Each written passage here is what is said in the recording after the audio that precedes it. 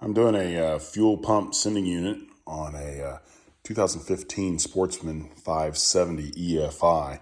I just thought I'd put a video up if somebody else was wondering how to do it. So it's not too hard to get to. On the 2015, this front cowling is all a part of what's on the gas tank, and it goes up, and it's the bucket up here in front, and then this is the lid. Earlier models, that was kind of two different parts. Either way, you have to take them both off. And what you get to is, let's see if we can get this down. Here's your fuel sending unit and pump.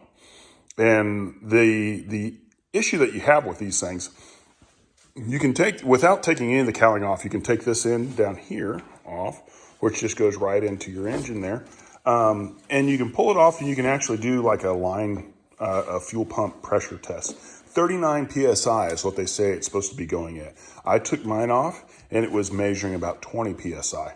Now it's kind of goofy because if you pull this off and you put it in a bucket and you turn it on, the sound you hear when you turn the key on one of these things is the fuel pump basically priming. And so that says, that's your fuel pump priming. And so you can see it coming up, and it's putting out more than enough gas to run the four-wheeler. So it confuses you. You think, well, the fuel pump is okay, but it was only at 20 PSI. And the problem with that is, let me get over here on the other side of this. You have right here, there is like a pressure reduction valve thing or something. I forget what it's called now. Somebody else, I'm sure, will be able to tell us. But that actually takes the pressure and it necks it down to whatever you need inside your engine. And so if you don't have 39, even though it looks like there's plenty of fuel getting pumped in there, it's not actually going to go in at the right rate. And so you have to have 39. Now, a friend of mine owned this before I did. And just before I bought it, he says, hey, I just replaced that fuel sending unit, so you should be good to go. I've used it for about a year and a half now, ran fine, perfectly fine, and then all of a sudden I start having symptoms of it backfiring and stuff like that. If you watch any forums on these things, backfiring is an indication of leanness, an indication that it's not getting enough fuel. And so kind of running through it, it's a fairly simple system now with the EFI.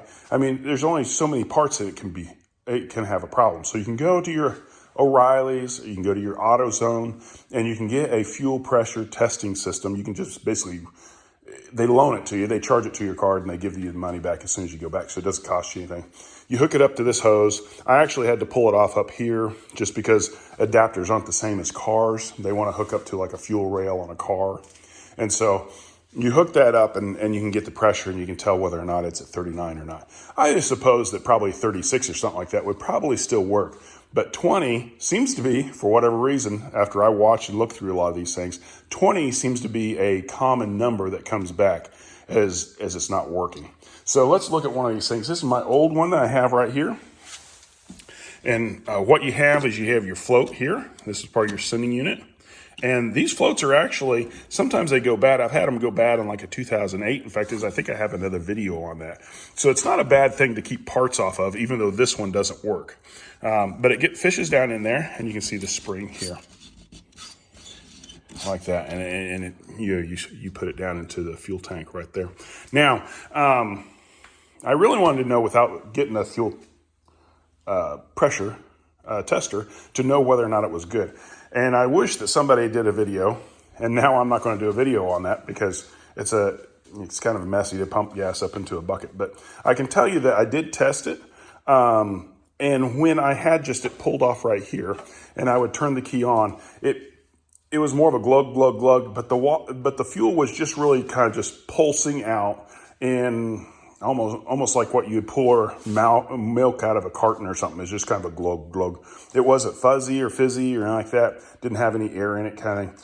When I put this new one in and I tested it the same way, it was a little bit more of a splash, almost like a whitewater raft coming out of there. It was still kind of a pulsing, but it was noticeably more. So I don't know if that helps you, but if you want to you can get to this one just by taking your seat off. So obviously that's pretty easy. So that might be something that'll help somebody else to know whether or not it's fuel sending unit. The next problem. So my buddy replaces it here. These things cost on Amazon $65, $75, right? It lasts 6 months, a year and a half, whatever, and they wind up going bad. They're absolutely junk, and you do not want to get the cheap ones, okay? Now, the factory ones, the Polaris ones, are, I want to say $300-400. I can't even remember.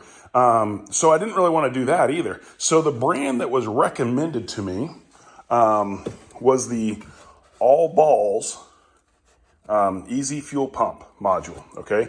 The All Balls one is that nice mix of, it's not the factory one, but it's also not the cheap $70 ones that go out really quickly.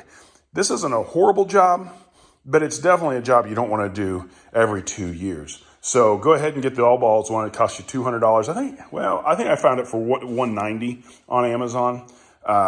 So somewhere in that ballpark, you can get it. It's the one you want. It's not the priciest, but it's going to be reliable for a couple of years. So that's something to do there. So anyway, it's all going back together. I've already test started it. It already works. Hopefully we'll get out on the trails here in the next couple of weeks. Have fun, everybody.